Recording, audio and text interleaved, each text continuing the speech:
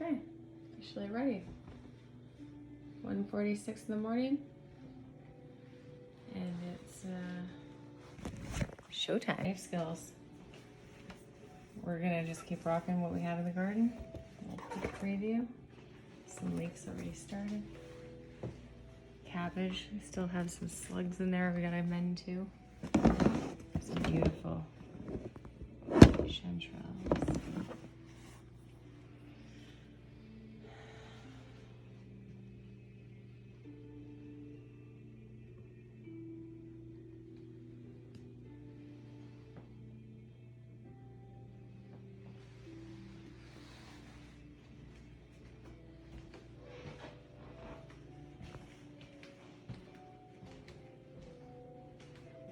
But first,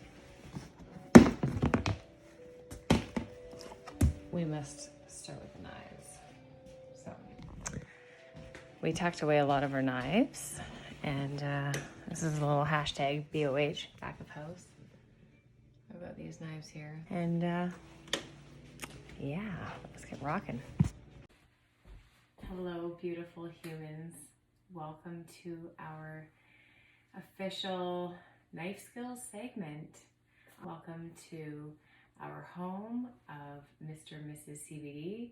I'm Chef Kristen, and this is a life's journey on how to prep better, fuel better, become less tired, more fueled, so you can play with your kiddos and everything go around. You know, make some more food, transform a little bit around your house, and choose better overall for your well-being to live in a proactive lifestyle with your family, hopefully fueling for many years to come. So that's the goal. Welcome. Here we are. We're going to walk you through an official knife skills, life skills. I'm reaching to you, any person that is eager to want to help better your own home, life, personally, professionally, however this suits you. This is our personal and professional chef's perspective. We're all in. Our story is told in another part of our YouTube channel. Please check that out, and we'll get to this. So, sanitation, safety, items that we have to use from our garden. So that's what's inspired this impromptu just get her done. Get her done. Chef Tyler, Mr. CBD, is already at work. It's 2 o'clock in the morning. I'm rocking this out right now, and we're gonna do this and then carry on into the food into the daytime. We have harvested all this bounty, and Tyler foraged those chanterelles and these Brussels. Like, it's been incredible to see and feel the growth of not every fruit and vegetable here, but quite a lot of this came from our own garden, which was a lot of Tyler's love and support. And we are cannabis friendly here at this house. We eat a lot of it raw as phytonutrients and getting fresh cannabinoids that way.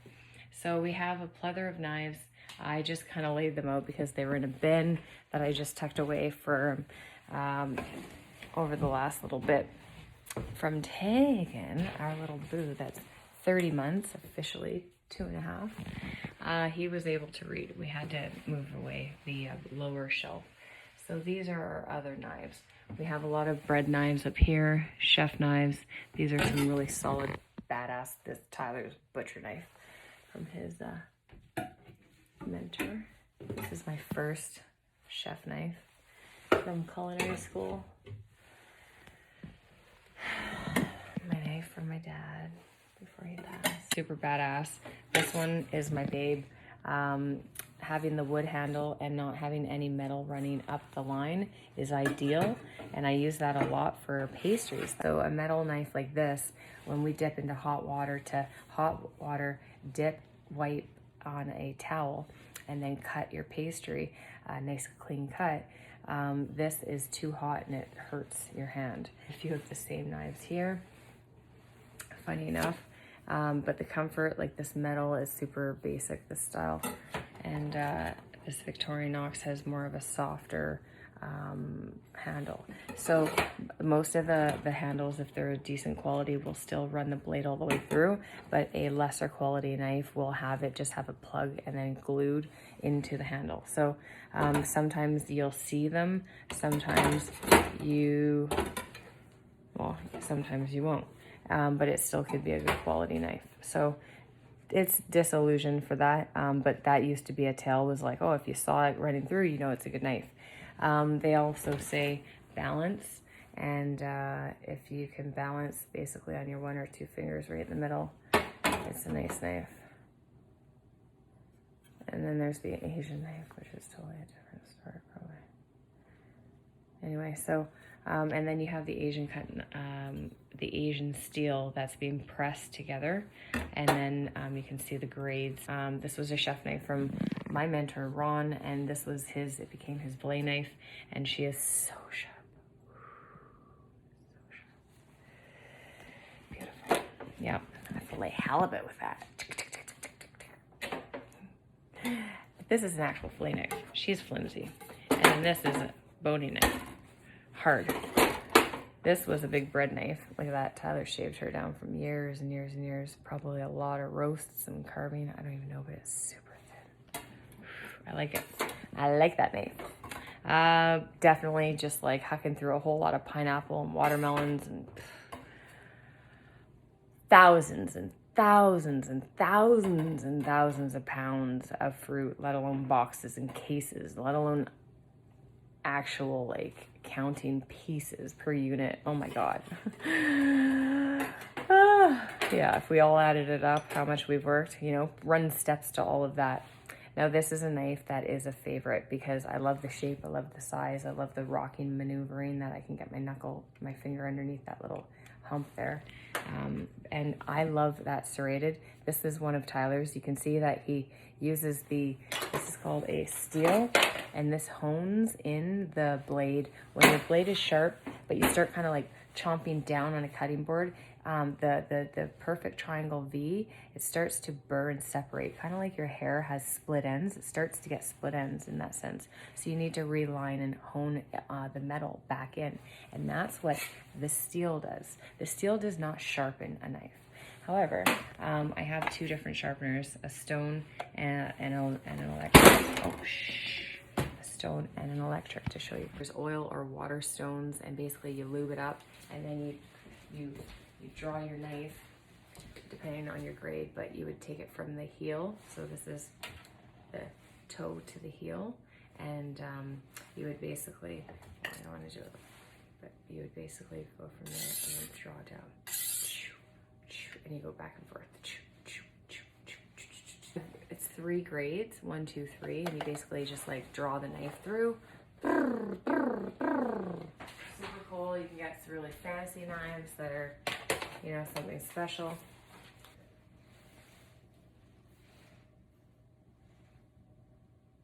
That shiny babe. She's a little splotchy. Thank you very much. That was a wedding gift. Paul Bocuse from the Bocuse d'Or, which is our culinary championship in France. Straight up chef's knives. We're gonna learn how to cut with one, get comfortable with one, choose the size you'd like, choose the handle you'd like, make sure it's sharp. Sharper knife is actually a safer knife than a dull knife, because if it does cut you, it's gonna cut a clean cut and not have a rough, dented cut, which will actually aid in a cleaner heel.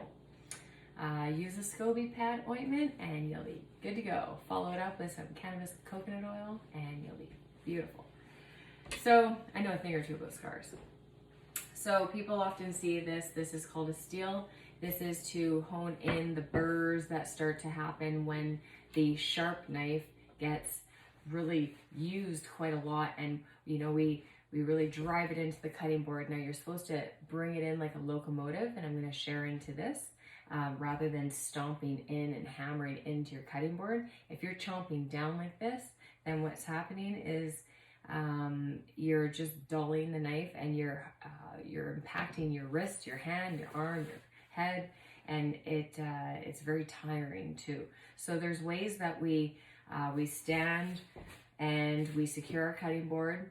Have a mat, a dry mat or a damp wrung out towel, or use one of these sticky mats that we have, and that is wonderful. So I'm just gonna, okay. So that is wonderful. So we have our chef knife, we have our steel, and this is the handle, this is the heel, this is the toe, and basically it does have a little bit of a curve, so you want to work into a locomotive type of rocking maneuver. And so if you have a locomotive rocking maneuver like this, if you were to take some flour, I've got some chickpea flour here, then you can really drive it into a nice rhythm. So you start to sort of saw through. And so that's how we start chopping. And what we do is we like to fan. If we're chopping a lettuce or some type of parsley, say we started to really, slowly take down the parsley and it came small, and you're really trying to get it nice and very finute, this is just really, chop, chop, chop, chop, chop. You bring your fingertips up and you keep, or you hold on strong to the end with your fingers gripping. But I personally like fingertips up, and then you're rocking. And again, you're not hammering, you're rocking into it. So you rock and you can go back. I lift up, I go back. Rock, rock, rock, rock. It's not ideal to scrape your blade of your knife along your cutting board. If you have to, use the back of your knife, but it's not ideal. We have scrapers, plastic scrapers. Get yourself a pie pan or some type of a container for your compost, and have yourself stationed with a wet towel, a dry towel, apron, and we personally love to have our handy dandy X-Acto knife handy for many things, cutting parchment, making parchment cones, opening, of course, boxes, because there's things that always have to get open in some sense, or containers. Sharpie is great to use with masking tape, felts, stick in the freezer, and pen does not, but pen is good for when you're writing yourself notes. So it's great to have both, and that's just kind of what becomes in our chef jacket world. So I recommend you keep that around. Of course, not everyone hangs out at home with a chef jacket. I do have aprons too, but we have a utility drawer usually that sits in there, but since I throw on my jacket, here we go. So basically, we don't hammer like this. You want to really get into the factor of cutting, but if you're doing anything like this, you should get a smaller knife. Okay, so that actually isn't ideal. So what you're looking towards, what you want to do is really bring your fingertips up and give yourself that locomotion. And it's that rocking, just like you're on a choo-choo train. So much of this came from our garden, not everything, but so wonderful that we have the abilities and the support to be able to have that with our kombucha, and our cannabis is our medicine. So, homeostasis and thriving for a proactive living is not easy. It takes a lot of work. We're gonna do a roasted squash. We're gonna pickle the onions. We're gonna slice onions in different ways. And then we're gonna get into some fruits, doing a chutney. And we've got a Leek fondue inspired Brussels stewy sort of concoction. And then we're gonna finish it off with that fermented cabbage, but not in that order. We're just gonna kind of rock and roll, more or less focusing on the knife skills, and then the products are gonna get made into. And so if you know what's happening in the outer extreme, that's what's happening. If you hold this 180 and then halfway be 90, if you take it 45 and then half of that is 20, 22, that is your perfect angle that you hone on the steel. You're going to sharpen, or you're going to hone it in. You're going to give it a cleanup. When you do this, you're doing the heel to the toe, the heel to the toe. So I personally, and a lot of us, when we get comfortable, you keep your thumb underneath. There's a little notch here. You want to take your blade from here, and you want to draw from the top down like that. So you want to do it in motion. So you're basically looking and staring at this, feeling it through your hand here, and you're drawing yourself like that. Hold the the base down, you know, nice and comfortable. Often you'll see us grab around the knuckles, and you know, because you know, you're really trying to grab a hold and structure and not slip, and that's a really good feel to not slip. So in handling a product that you're, you know, needing firm grip on, that is helpful. But it is a really good habit of using the blade properly. It is ideal to stay here and from the top, 90, 45, 20, from the heel to the toe. So you go from the bottom and draw it down. I basically like to do it freestanding, and that's just how I was taught. So often you should have the steel up straight, out in front of, out in formal, shoulders back, straight, you know, you're very much like a grid, or you're like this. And then you get to the point where you're comfortable and you step away from your cutting board and you get comfortable and you're working towards, you're almost like walking into it. You know, you're sort of dancing with it. And so you start to just, you know, almost, you're dragging that one away. Yeah. Now, did you hear that sing? If you hear it go like, I don't want to do it, but just really rough metal, that's not good. And faster is better. So you want to, from the heel to the toe, you want to pressure on, you want a firm amount of like grip and pressure, and you want to grab it and from the top, from the heel, right? Does that make sense? So from one side to the other. So you have to feel the angle when I do it like that. I'm feeling what I'm doing. Even when I'm laying like this, I can still feel the same angle. You can also do little round circles. You want to ensure that you're getting the whole length of the blade, and you want to hear it sing.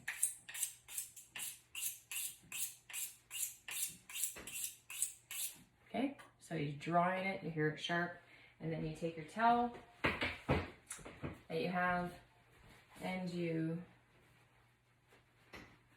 come on towel, take the towel that you have, and you wipe away, always the blade away from you. Place your knives away, having a secure cutting board, put the blade away, and even if they can be off your table, if you're not needing them at home, if there's other people around and children, of course, put your knives away. So we often will clean them up, give them a wipe because there might be some burrs, but I'll never wipe a blade into your hand ever, and never ever ever use a wet towel for anything hot. It'll transfer and conduct the heat faster because it'll steam burn you. This little guy, this is a kind of a wild knife to use. It'd be really challenging because the blade up here is so thick. So, you know, paring knives have a purpose. You know, there's often only a few knives that we use, and we use them often. There's a few pastry piping tips. We use them again and again. Squashes, they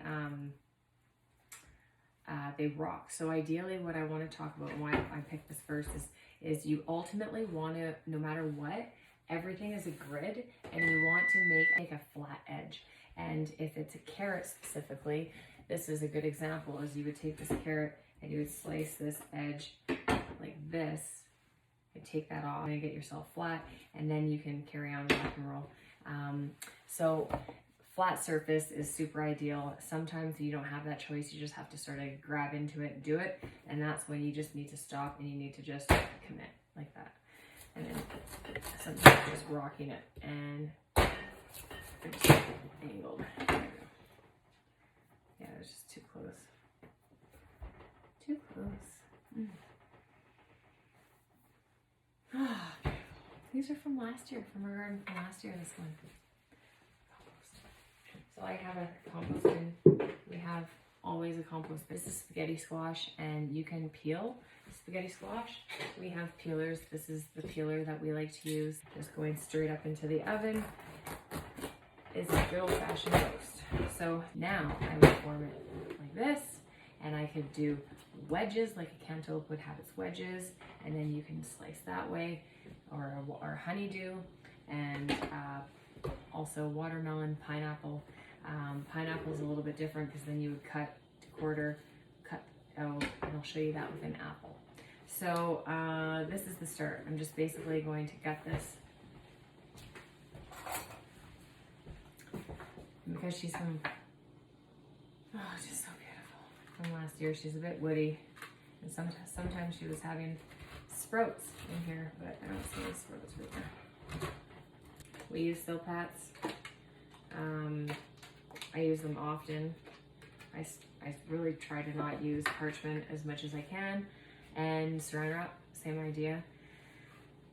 We use as much glass as possible, but we're not perfect. And we do use the parchment, but I just try to use stuff sparingly. So here we go. There it is. That's what we love. You can oil, salt, and pepper. I'm just gonna throw some pepper because it's gonna stick.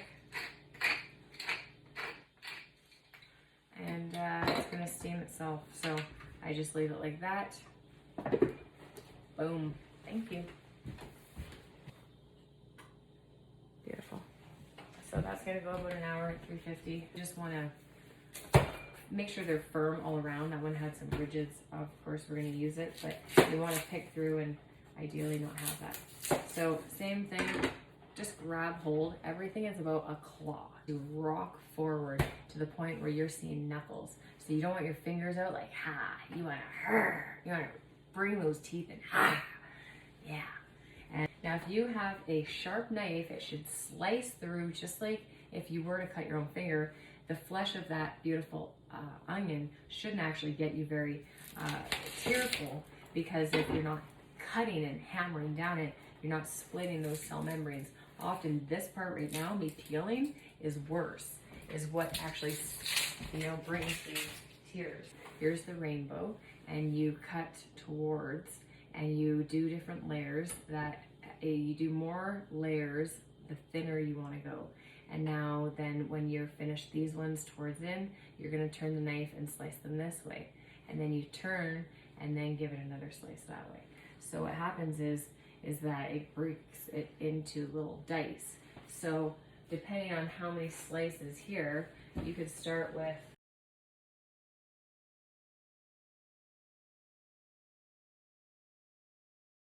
so 1, 2, 3, 4 by 1, 2, 3, 4. 1, 2, 3, 4. 1, 2, 3, 4. Here where the knot is, you keep that as a holder. You're going to assume my finger is there the whole time, and your finger is there the whole time. And do not cut the finger. It comes in like this, and then you go, and then you go. Did you get that? Now, you gotta, when we cut in, where you don't want to go all the way through, fingers up, okay? Put your pressure on, cut through, wiggle it, get it perfectly aligned, only just so much as it's rounded. Get all of them, slice it in, and then hammer it. Now, there's some chefs out there that can do this really, really well.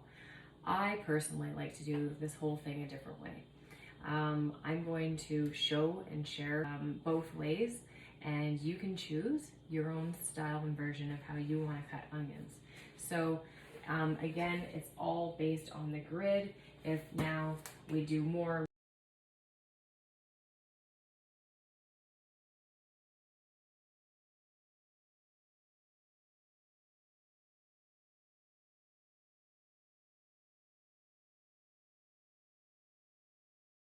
so you're really driving the train down and on the more cuts that you go.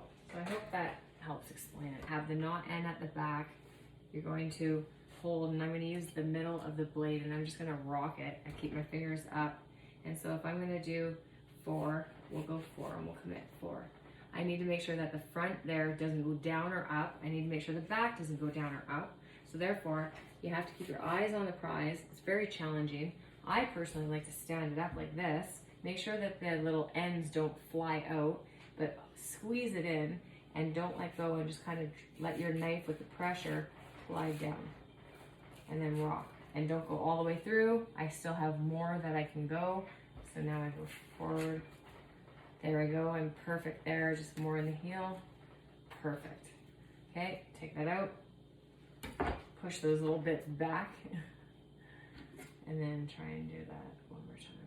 Because now we go the length of that, and then we're gonna chop, chop, chop, chop, chop. And same width of how many. You're gonna do more slices because it's wider on top. See, I'm just losing my top because they're smaller. So I'm trying to get to the end. I'm just trying to keep the integrity as best as I can. Woo! Yeah. this happens, and if those pieces go, just let them, because you can handle them after. The goal is to keep as much together as possible. So now, you tuck your fingers like this. We claw food. We dig into food. We make sure we don't slip. Rocking, I like to bring my fingers down the side. I don't necessarily have to just keep them up here because it's too small. I have to hold all of this together, because you can see this little guy just being a pain. So I'm just gonna try and hold them towards the side there. You can see I have a lot of space around here, but it's just the pressure. So I'm just going over top and gliding down, going over top and gliding down, just gliding, not hammering, just gliding through.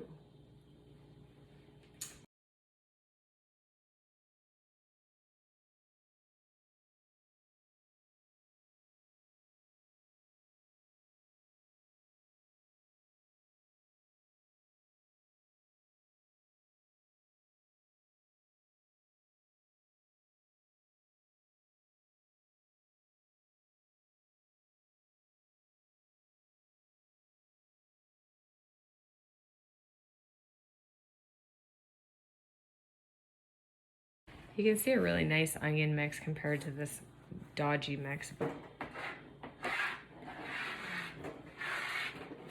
So again, if you're only going to be doing a big dice for a big stew, then you're going to do less cuts. See the rainbow? Where you see the rainbow, you put your finger there. That's where you're cutting all your slices first. Keep it together, turn it this way, and go around the moon. It's that easy. So the deal is, keep it together from the beginning, okay? And so I like to be careful you don't poke yourself and drive your hand through a tunnel, but make almost like a tunnel, and glide down, and don't hammer, glide.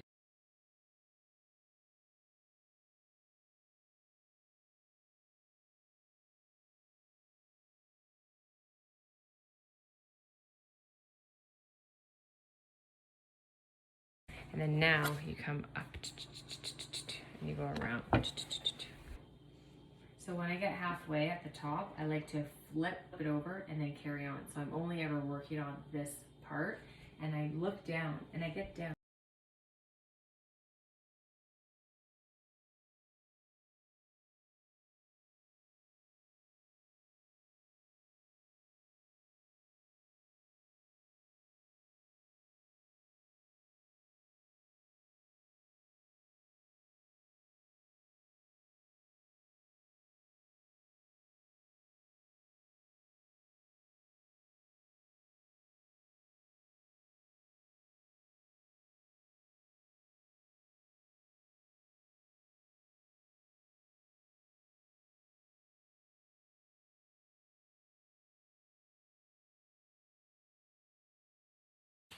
Here.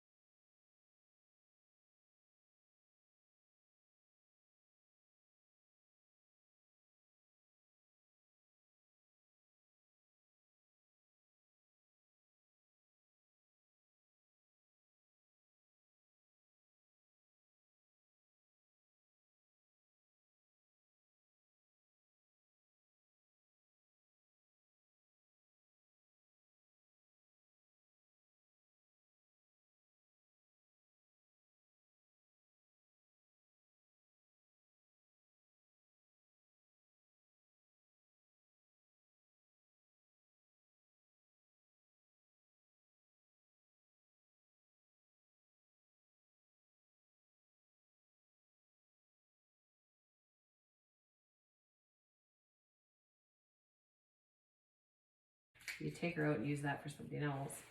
And if you peel too much at once, it'll just break. So you almost have to do 2 or 3 of these, like that.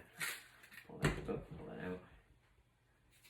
That's a wide one. Like you can see, these are quite wide. So that's actually a wider membrane than what you're seeing here. So for garnishes,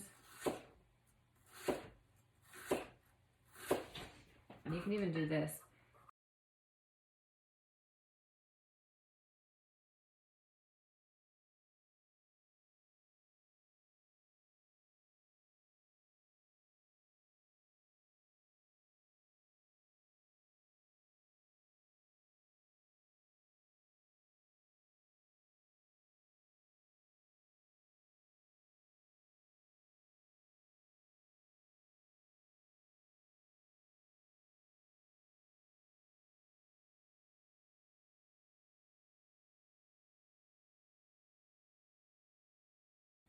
Nice and thin. So super thin and nice. And then that going into vinegar is quite nice. And you don't get all those little white parts and rounded bits and awkwardness. And then you can even cut these in half too, if they're too long.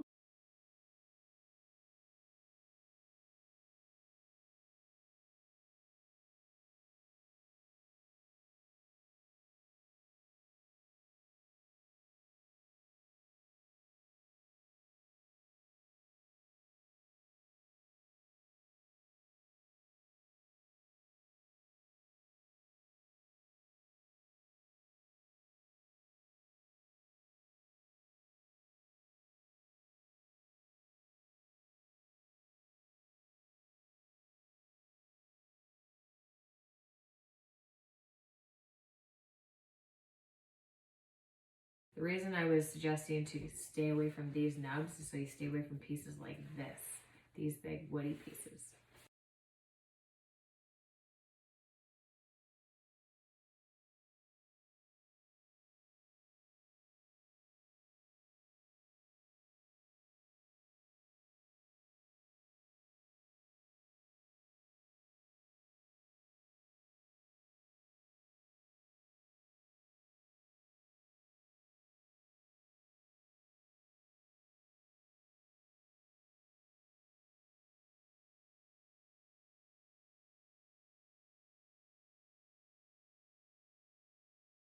This is our kombucha vinegar.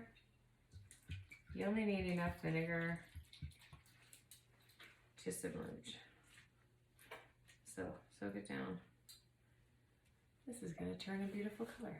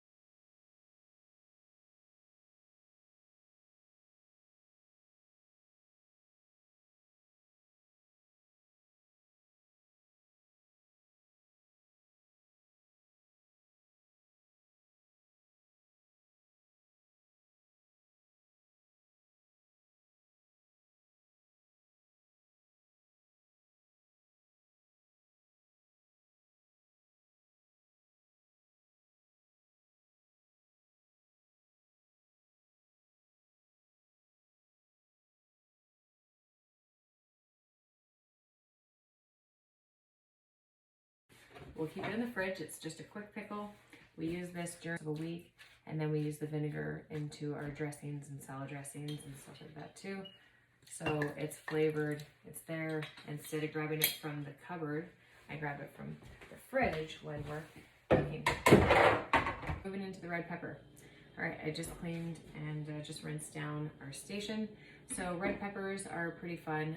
You can either hack the bottoms and tops off and then basically hollow out the center. You want to keep the stem on and have it as a garnish and do a wedge maybe for a grill or roasted as a more of a garnished pepper, or if you want to dice it down, or if you're going to do it and by removing some of the inner flesh as an extra brunoise garnish. This is the one little pepper that we got this summer, this season, from our own garden, and so mwah, I don't know if I should just eat her.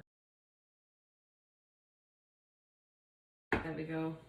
You grab it and you either do a whole bunch, you just chop, chop, chop, chop, chop, and then peel them out. So you can just grab your 2-finger and pull. And then I usually grab the membrane and pull it up.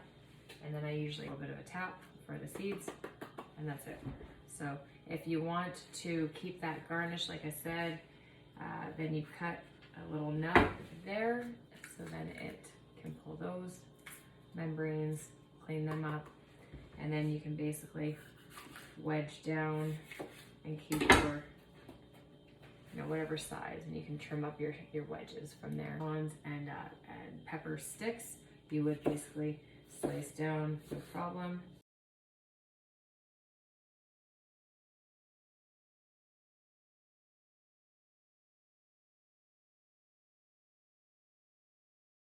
If I were to take this guy and then, it's not perfect square, but we're going with it.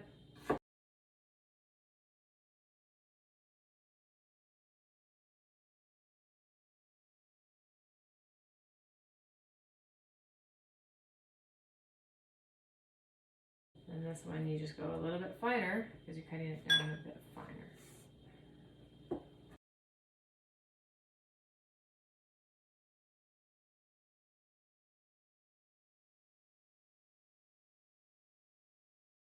Alright, so you got that base. Boom, boom, boom.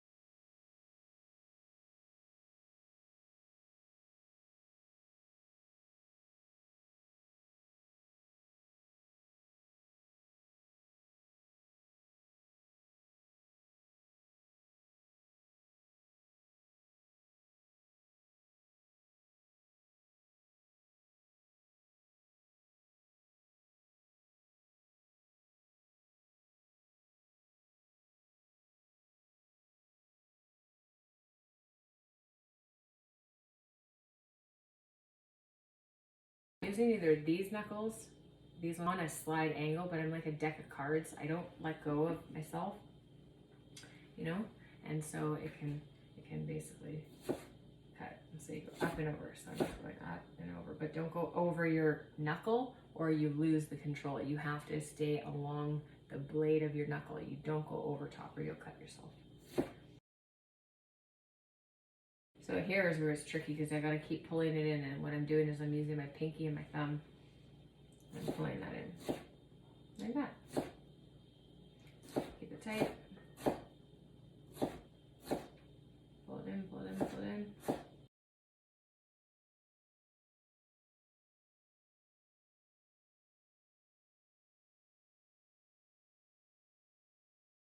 That's what Brunoise.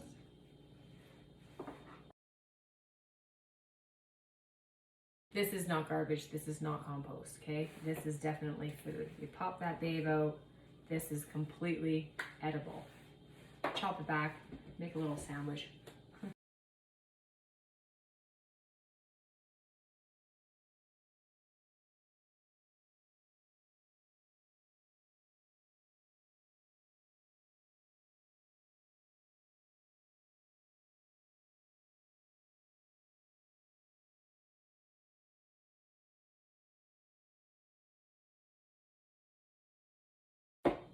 And then you grab from here and you cut, and you basically just cut open and follow it around.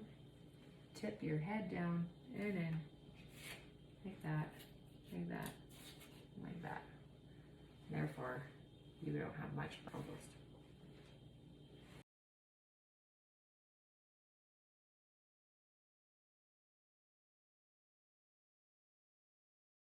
But what's better is if you take out that flesh and you level it out. So you flatten her down.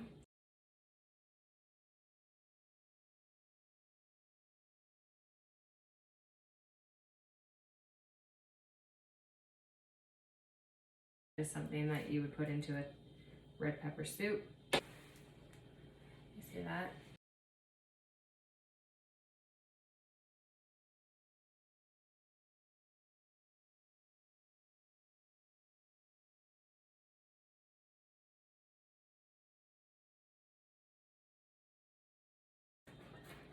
So again, rocking, I'm going to the edge of my blade, of the my knuckles, and I'm grabbing a hold of the food. Rock forward like a claw, slow and steady. Push, and even the smallest little maneuvers, but don't cut until you're ready, right down to the last drop, right?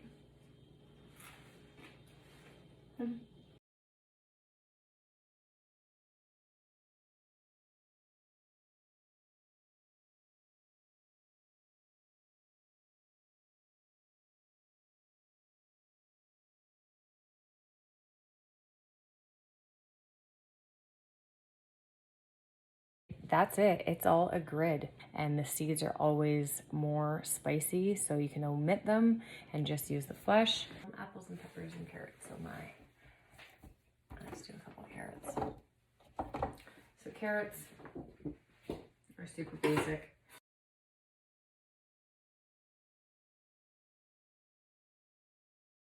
You go halfway, you give a spin, you go halfway, and you're done.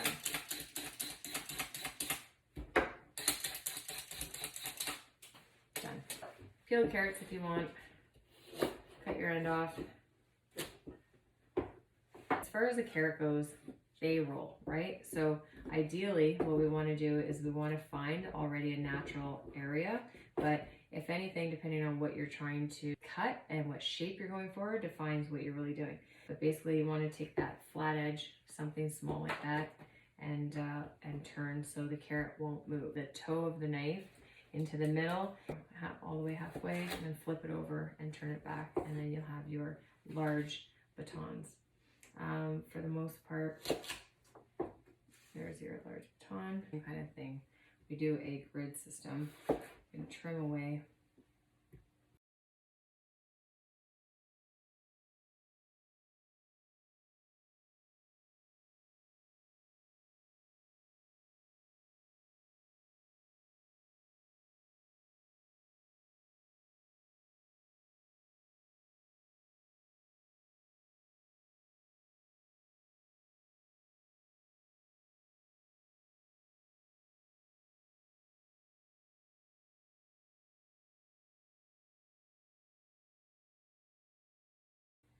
Julienne, which is here.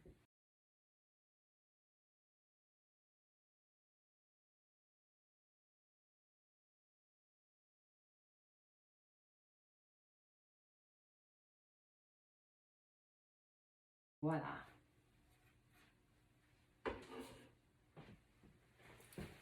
Carrots. Going lengthwise and doing a bias cut. Half-moon bias cuts. Basically is that. Onto your large dice.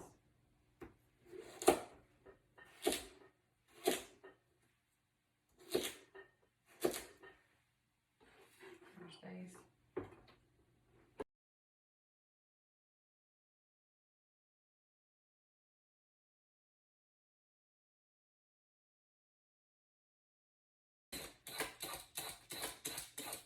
They're just nice. Just take down carrots. I just turn them. Quarter turn them.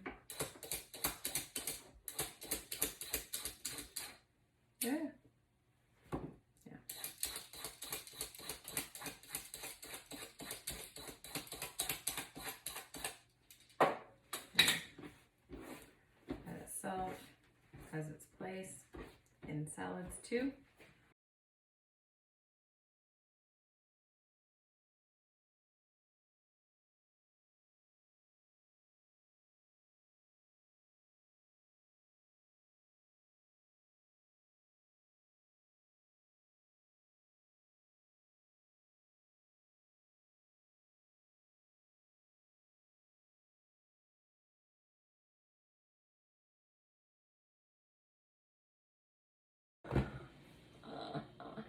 That's a purple potato that we grew.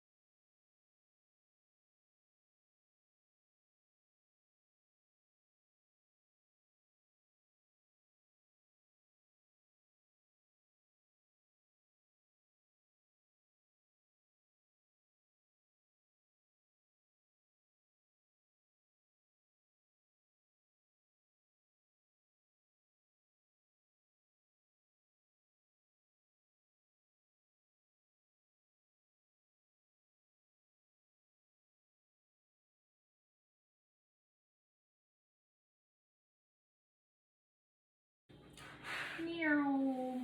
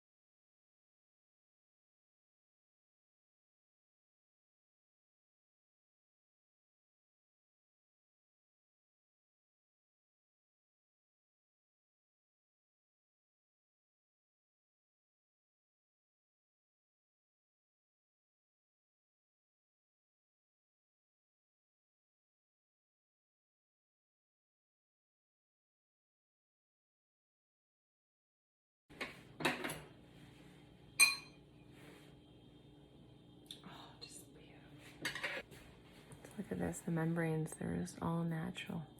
And if you put it in upside down, it's gonna pick up all of the beautiful moisture and not be too dry.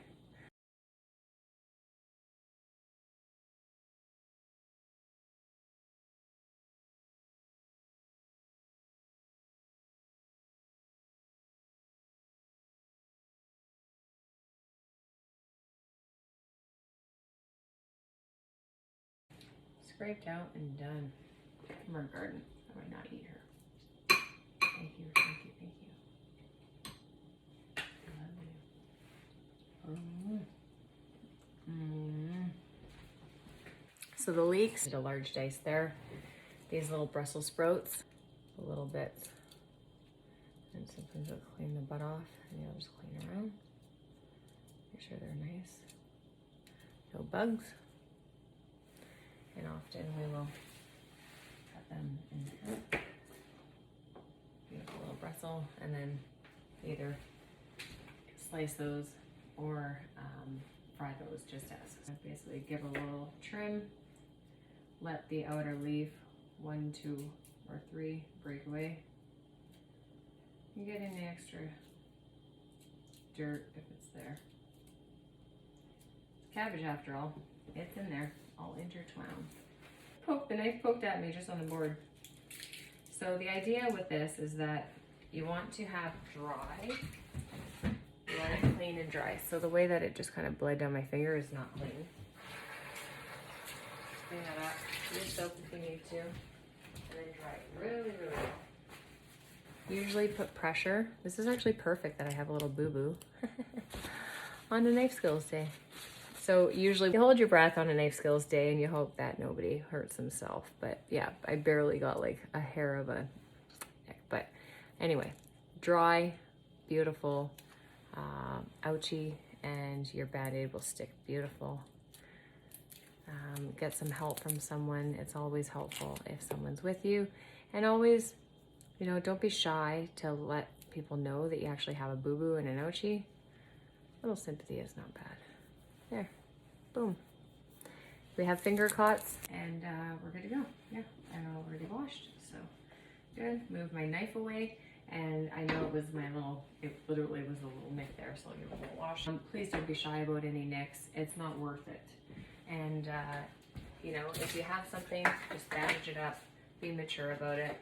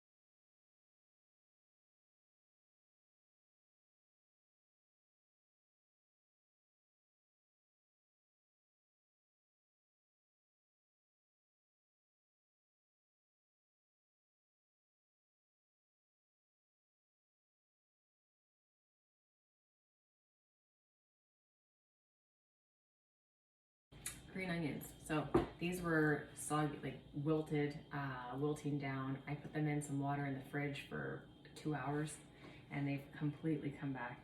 So here we go.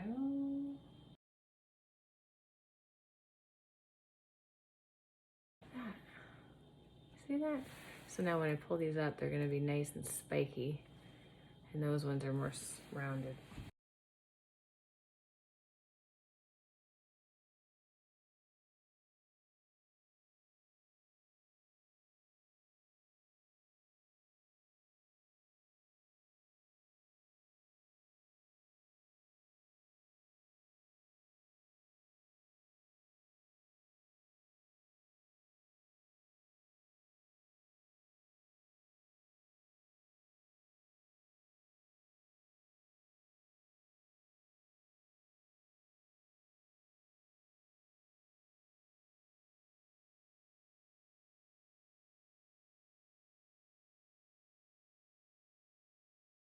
Okay, chanterelles. It's a mushroom growing inside a mushroom. If this is a portobello, usually we take out the gill and you want to spoon it out and get that. These are so pretty. You can just have them sliced lengthwise. We're just going to kind of have them in the ragu and have them in our soup. And yeah, I just want some nice big pieces.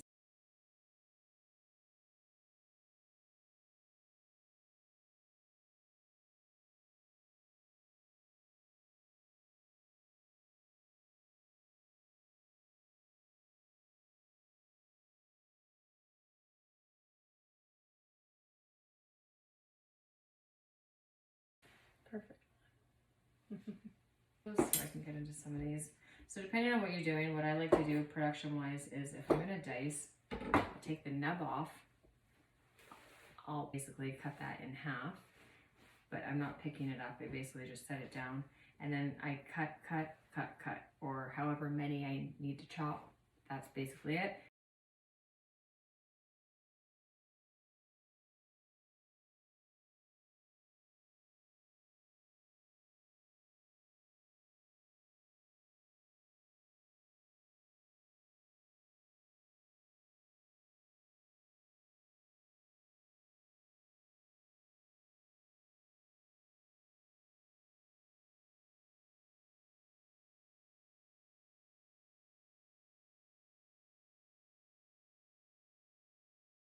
If you were to just slice mushrooms, again, we do a flat bottom. That is the trick.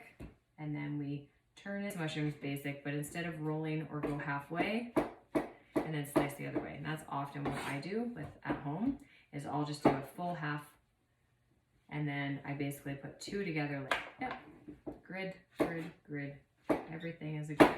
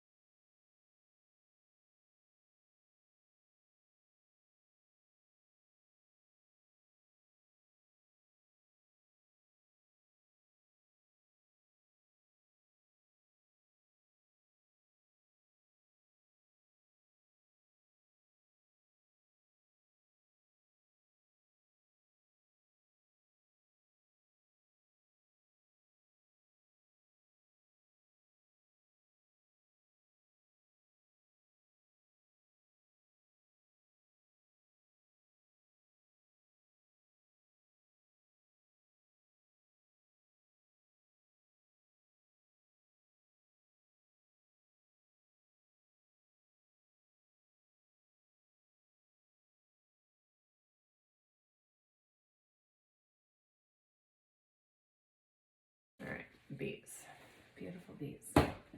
These are going into our slaw. Oh, candy cane, so pretty. Oh, so pretty, candy cane beet. So, no surprise. Aren't they pretty? Candy cane beets. Scares me.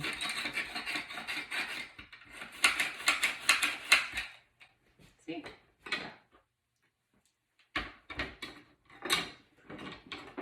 Now they do discolor. It pulls the color. If we were to put them into here, just see, I don't think that they actually be good.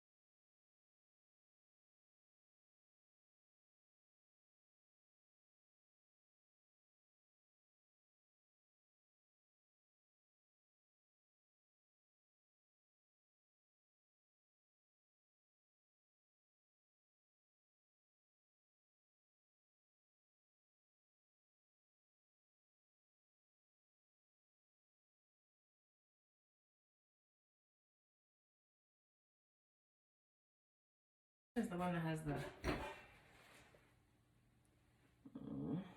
slugs. Slugs. So she has slugs. We've got these 3 beautiful cabbages. Her power came so much to the energies. She's split. I really want to stir with her.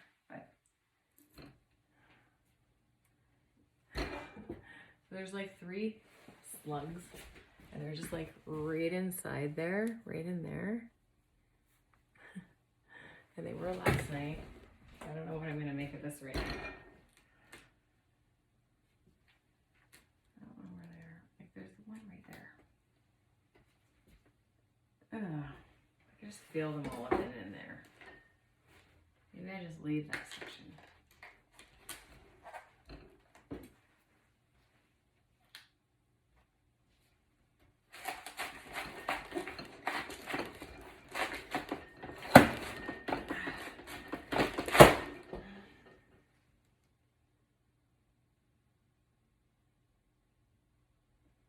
There's a little tiny worm that's moving. We'll get half of them out.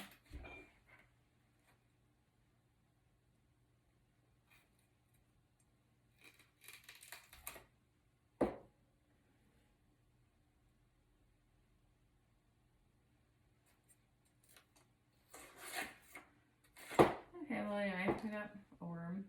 Oh.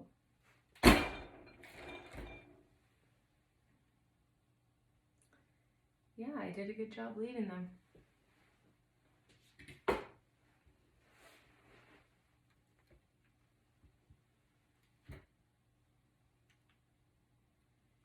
Yeah. I don't want to open them up and see, but they're in there. And you can see wormies in there too. In the tops. There. So we're just going to carry on.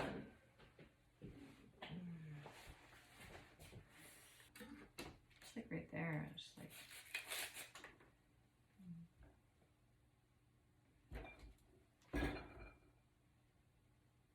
It all gets fermented anyway, right? Oh, see, there's another worm. Oh, he's alive. Oh, he's moving pretty good. There you go. Get on. To the compost you go. Not so fast.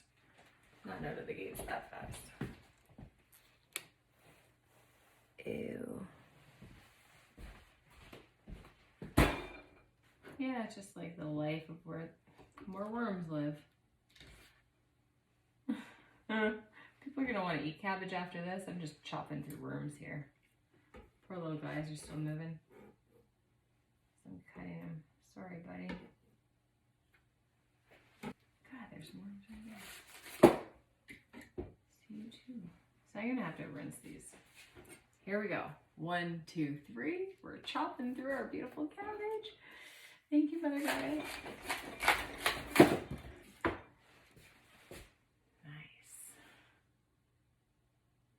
Circle of life. So beautiful. Creation of life. Incredible. Hop down and chomp through some of this and be able to share this with you guys. Well, rock and roll. Ooh, big worm. Hello. You can just come on in here. I don't know if there's...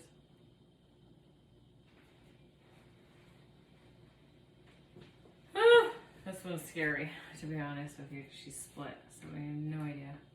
Okay, 1, 2, 3. Thank you, Mother Gaia, for your life.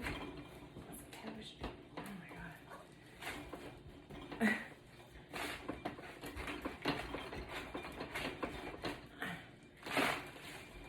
And the life of this cabbage. Wow, thank you.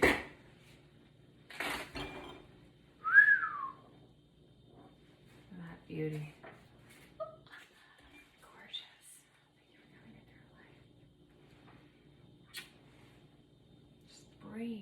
Brain, earth, growth. So this is perfect to be able to see it like that, where you see a nub. That's not correct. That's the bottom, right? So therefore, that's at the top. So now you want to cut that into a grid. This is your lengthwise. This is how you want to cut melons. Halfway like this, or oranges, we only cut vertical, okay? And ideally, we cut vertical. So you can see, because that splits like this. Now that's pretty cool. I didn't have to, it's almost like everything just kind of like came and went. I don't know. I'm just gonna trim her down a little bit. Well, look how just gorgeous the colors. Wow. Wow. Okay. Incredible. Like, we seriously grew this. It's just so rad. Cabbage. Here we go.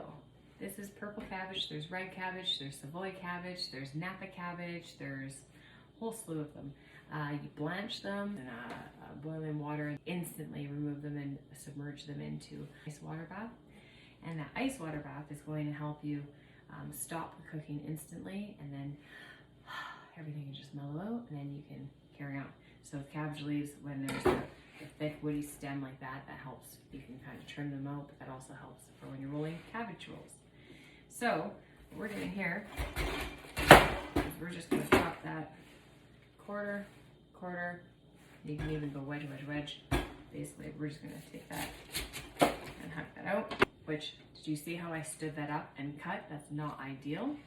Proper is to take this and basically have it on its flat edge and then cut on an angle and down like that to get that out. I took an extra big chunk. I'm going to do one strip, and so then that way when we're forking and eating them, they're not too long enough. And so yeah, more shredded, long shredded. And then you take it to side like this, and you just slice down very thin.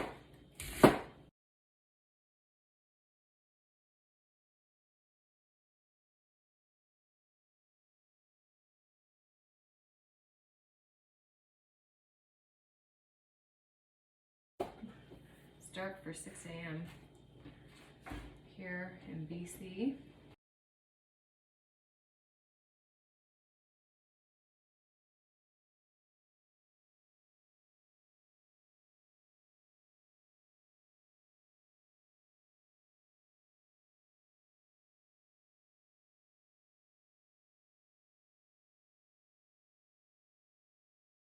Fermenting, and I am getting that ready to go.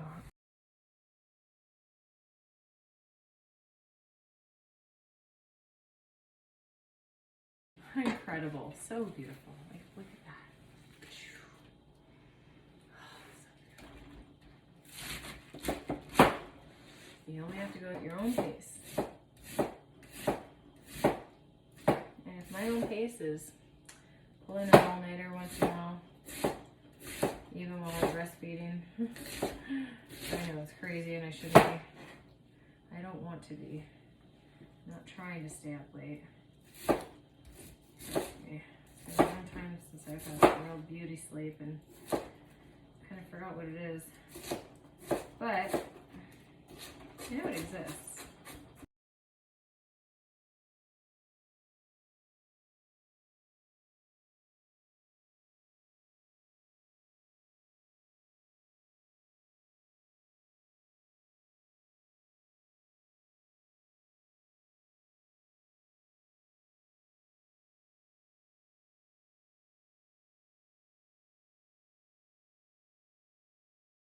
All right, I got a loaded container of 1 cabbage. Coming in at 2,600 grams, which actually they're about 3 kilos each one, give or take. I trimmed them down, so that was 2,600 grams for the one.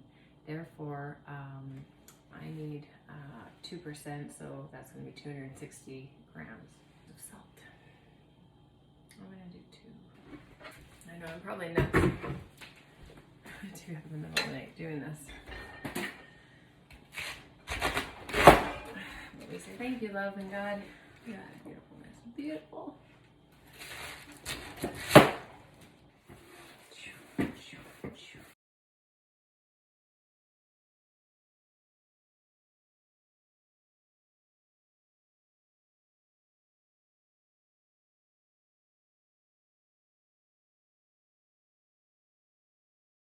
Mold on salt. Just go in to get massaged in. Sit overnight. Take a look at these. They've been sitting for maybe a couple hours now. Oh, so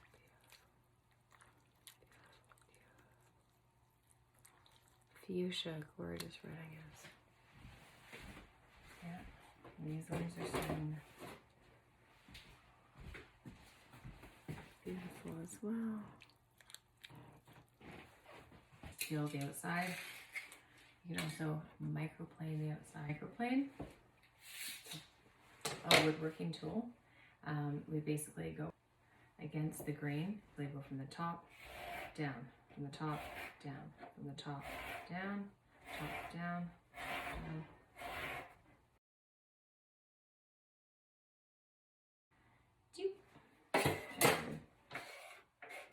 citrus zest. Citrus peel.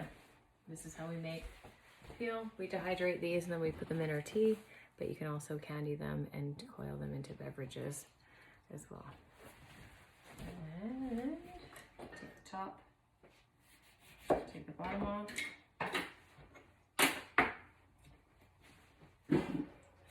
Usually you want to make sure that you can see all the way through, so if you kind of cut up, just go ahead and give one more little cut so you can see it nice. So I glide from the toe to the heel, going forward and back. And it doesn't matter if it's the size of a cantaloupe or the size of an orange or a kiwi. You don't want to have jiggity lines. You want to have a nice seamless cut. So you might only use this much of your blade. You might use the length of your blade. Glide down and go around, and it's just going to be the same spot at 2 o'clock. The orange moves. So I move and I look, and it's not a block, it curves, so you have to curve with it. So you slice in and then you slice back. So if I don't curve too much, I can really cut right down too. So you take off that piece. I curved in nicely, I almost curved in too much. You don't want to take off too much. Now I margin and I look only right here. I'm looking at the top of the orange, okay? So I look up at the line of that pith and where the orange is, and right where I see the blade is where I want to connect, is right where the pith is. So I'm going to do another one. And you're gonna get the lines, the pith lines, that's fine. You just don't want the juice. So your goal is to take, if you go from here, you slice down that line and it opens up that one like that. You do another one, and another one, and another one. And if you don't go too much, if you don't go enough, you have to go back and do it. Because if you get any of that, that interferes with your actual orange segment that we're about to do. So orange segments,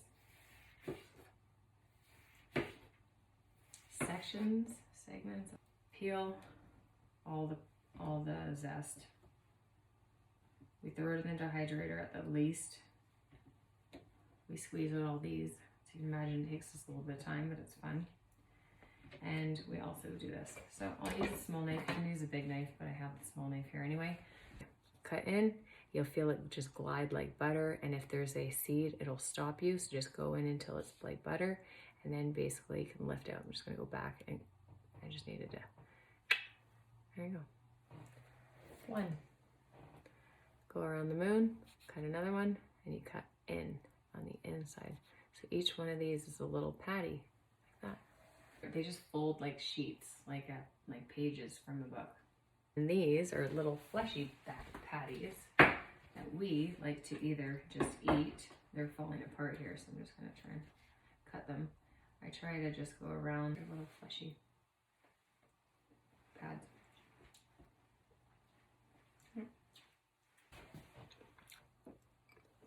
Mm.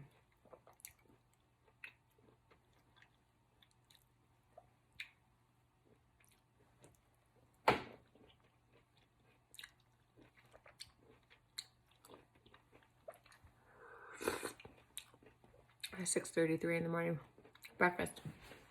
Good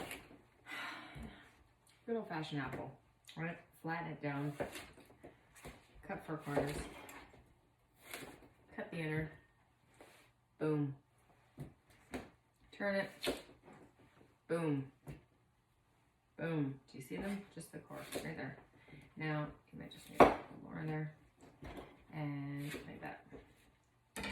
That might be a bit too much waste. If there is, you know, you can break off those 2 little parts that you eat. But really, it's a very little amount.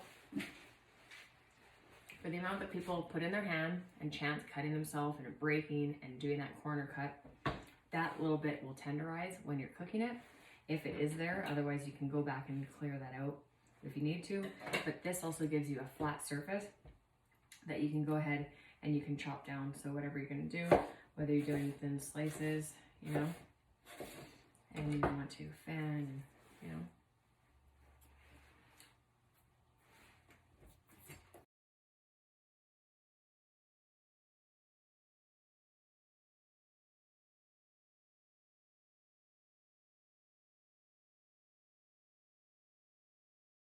And then if you want to dice, what I do is where it's flat, I then slice a length, like a slice, and then another one if I need to. So that's, I line it up, so I stand it up. Shoulder's totally seasoned again. So like a patty like that.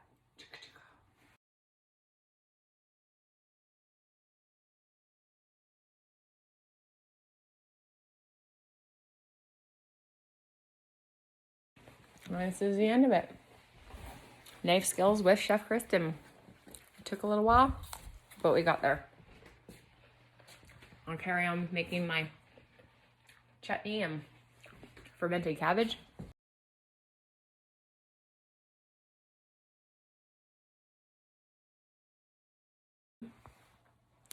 That was our knife skills.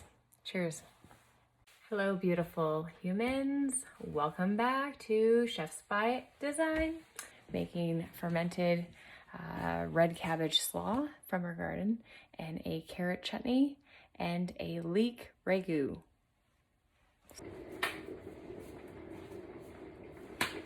Yeah, life, knife skills. This is safety, sanitation, introduction. R-E-S-P-C-T, respect our bodies. That's what we say to Tegan. It's super moist. Yeah, just getting softer. That's part of the massage. So this is where the liquid starts to come in, and then you keep pushing it down, pushing it down, pushing it down, and so it becomes an anaerobic environment, meaning there's no air. If it's an aerobic environment, there is air. Anaerobic is like the scobies here. This is the regular SCOBY, so I just brought her for your visual. This is the puree, and this is our crock, our fermenting crock. So all this is gonna get stuffed in there, but first, I wanna do a couple things. So 1 teaspoon of cinnamon.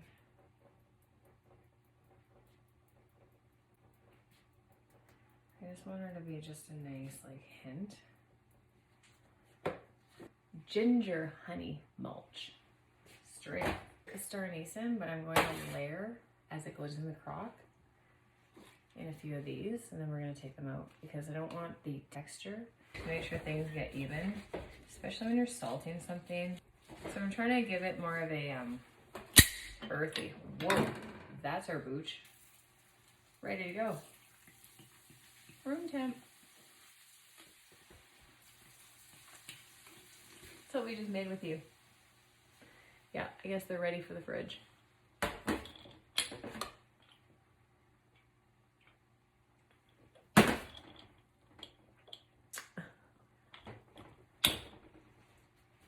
Delish. It's the pomegranate blueberry one.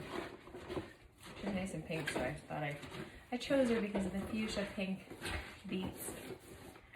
So that's it. This is a mortar and pestle. It's a very heavy stone weight that can crush down beautiful, beautiful little stirring.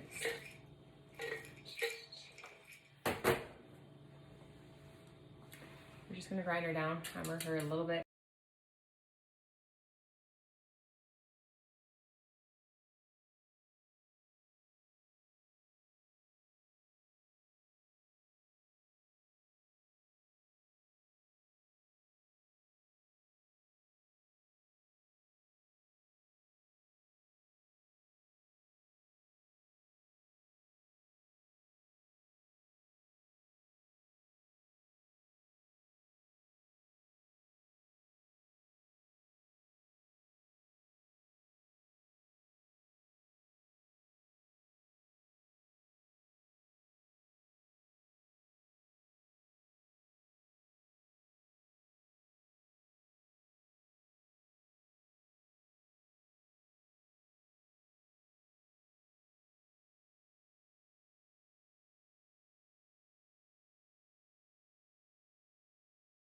Last little bit. And it's all being cleaned. So I put in that much kombucha.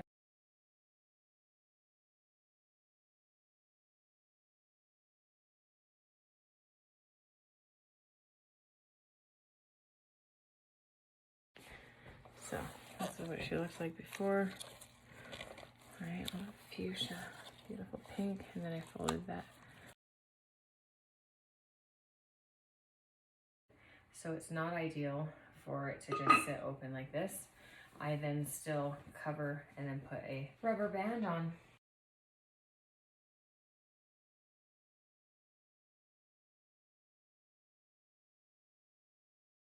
For soon in the next 10 years, as long as the landlords can hold off, they will.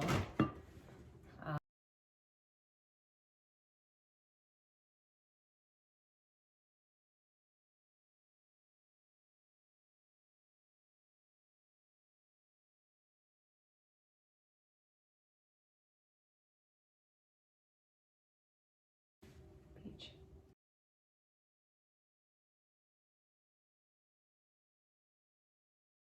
Now, do we wash that right away? You bet.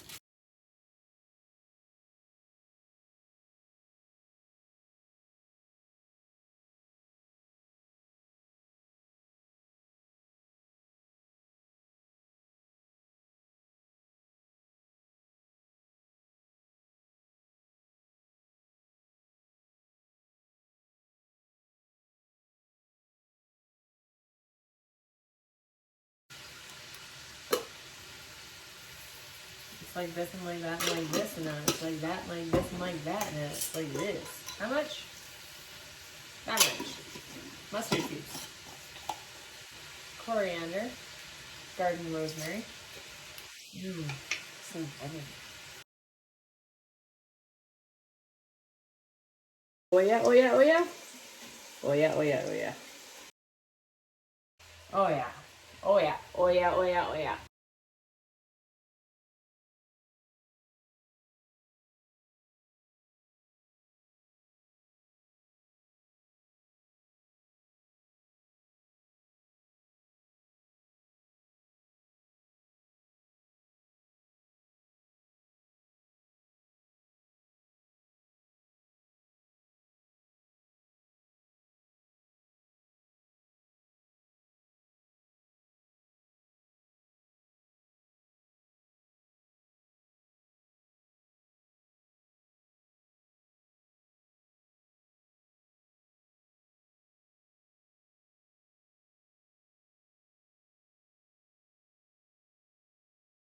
This one, this is the mango peach.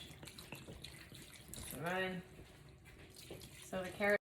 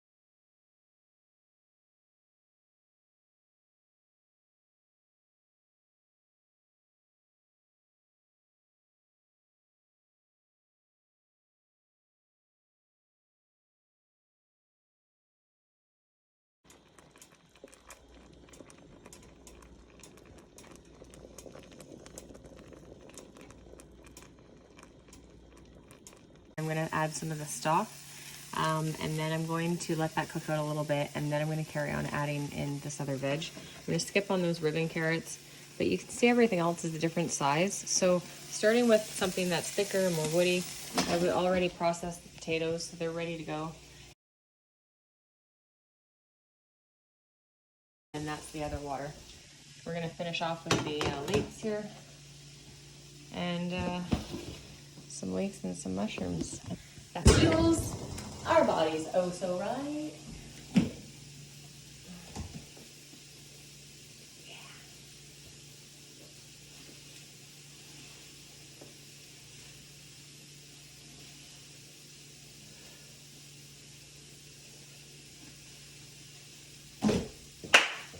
Commit to 8, always.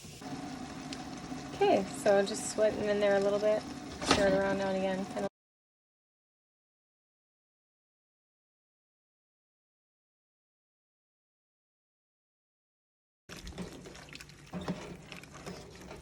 Alright, that's everything mixed together. Just gonna let it go. Oh, all the colors.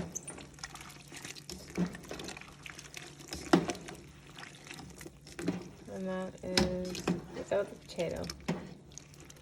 Just fold the potato in last because it's cooked. I don't want it to go murky. So that's why I opted against using the potato water, because I didn't want it to go murky. And then this is nicely strained out and into there. And now it's just all going to come up and just be beautiful. Come up to a boil, simmer for a little bit, turn it off. Nice, good, hearty vegetable soup, straight up.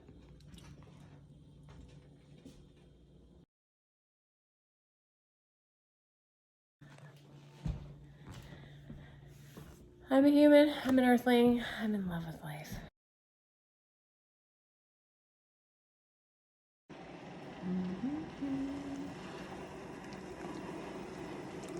With intention of life.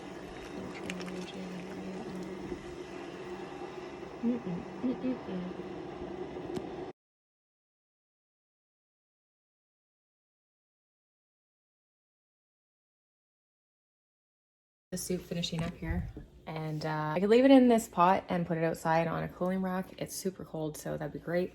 I'm going to show you right now anyway how to get it into a bucket safe and secure. So I'm just using one of these from the kitchen, just a reusable bucket.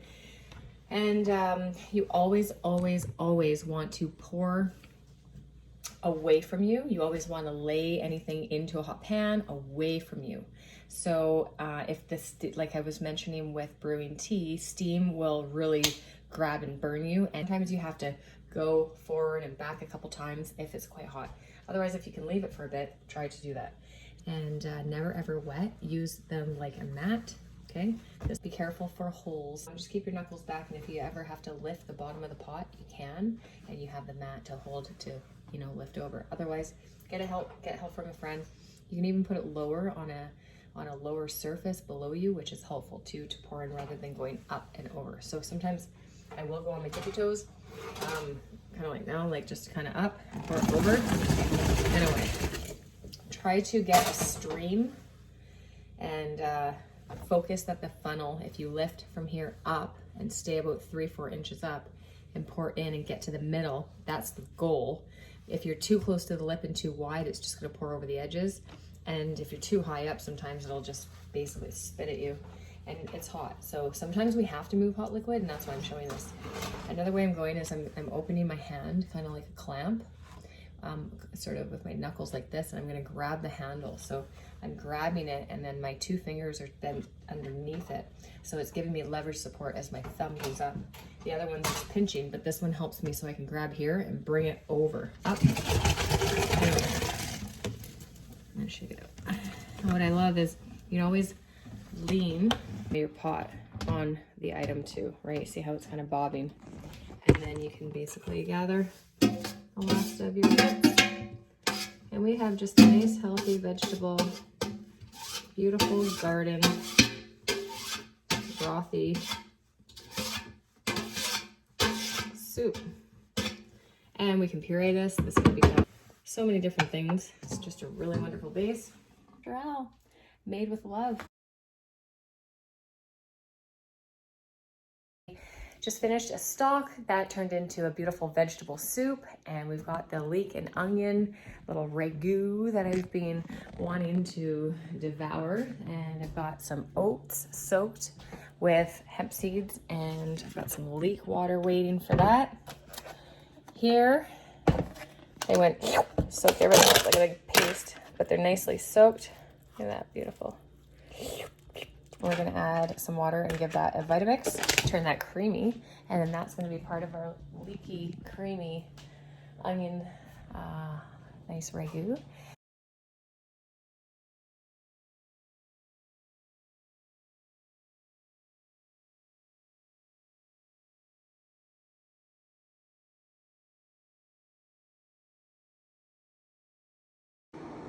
All right, the leek is on. Do, do, do, do. The leek is on. You're gonna get some coconut oil and start sweating, no color. On medium heat, keep it moving, keep a little sizzle, but no color is the goal. And then we're going to right now take this kombucha soaked hemp seeds and oats. We're gonna add it to the Vitamix, and we're gonna add some water. We're gonna actually add the leek water that we made, which is super aromatic.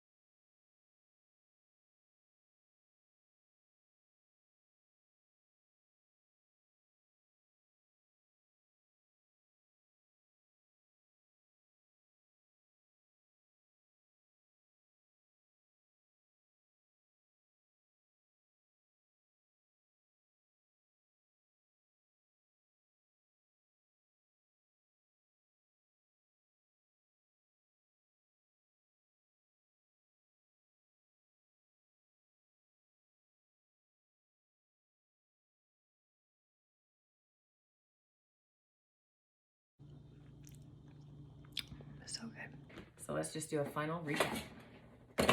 So everything is about a grid. We went over safety and sanitation. Basically, you want to secure your cutting board, have a sharp knife, keep your fingers back, and rotate your food. And, you know, slow and steady wins the race. Efficiency will grow, and you'll start to dance more fluidly with people in the kitchen if everyone gets in lingo and tempo. With dry towels, with hot mats, or if you have any oven mitts, use that for anything hot coming out of the oven, and make sure there's no holes in your mitts or in your mats, your oven mitts. So safety first. When you're walking with a knife, make sure, no matter what type of knife it is, walk with your knife down to the side of you, and usually you can have a hand up or you can call it knife. If you have a hot pan, or if you're juggling, if you have a cutting board with a knife, you can put your knife on your cutting board, and you can walk with that. And if you're going to the oven and you have a tray, I think of it like a forklift or an elevator. You really want to bring yourself up and in, but go slow and breathe, or hold your breath for a second. That sometimes works too when we're dealing with cakes. If there's spills, clean them up right away. So sharp knives are safer than dull knives. Secure your cutting board, secure your mats. Take a mat, some sticky mat, or wring out a towel, lay it down, secure your board, and then you can cut and you can carry on with whatever production that you're doing. Choices, choices, choices. So kitchen safety, don't run, walk, clean up your spills. Mise en place, everything in place. Our Chefs by Design studio, our home. Cheers.